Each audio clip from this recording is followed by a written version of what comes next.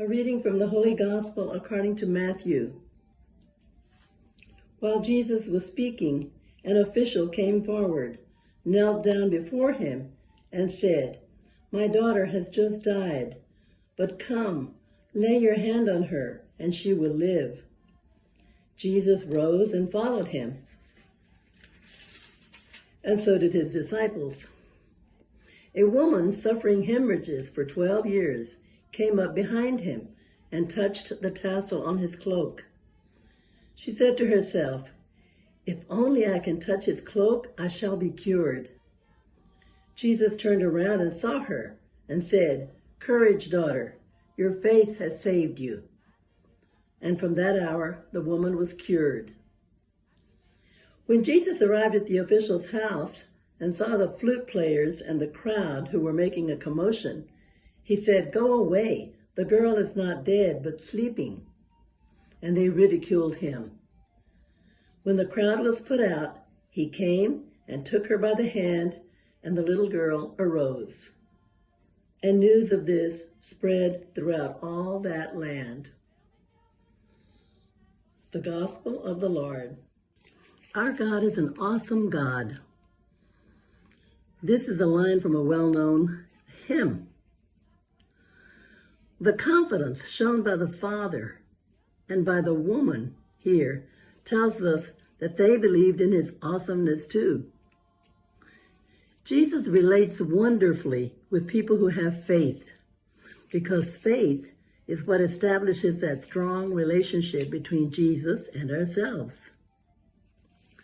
Jesus heals the woman with the hemorrhage because her action in reaching out and touching the hem of his garment was a supreme act of faith in his eyes. And the father, who believed that Jesus could just touch his child and she would be raised and healed, displayed the same unwavering faith as the woman. There's no limit to the healing and renewal which Jesus can accomplish in our lives if we each have the same faith as these two. Do we believe that he can heal us or renew us? Every day we should pray sincerely, "Lord, increase my faith."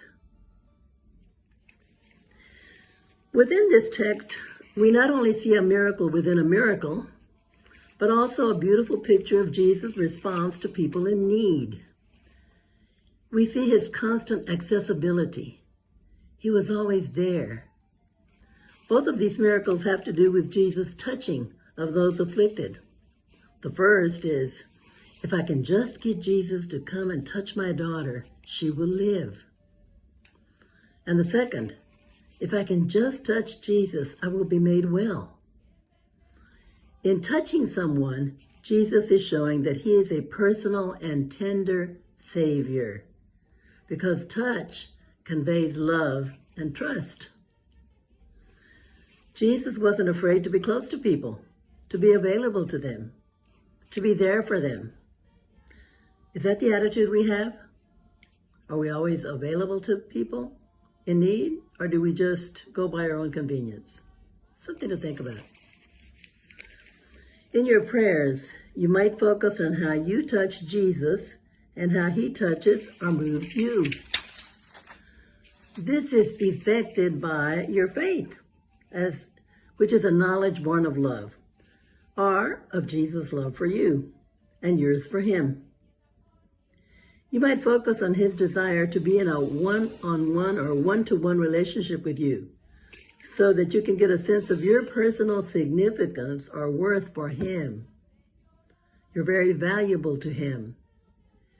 Jesus has a deep desire to touch you in this way, and that you feel touched by him.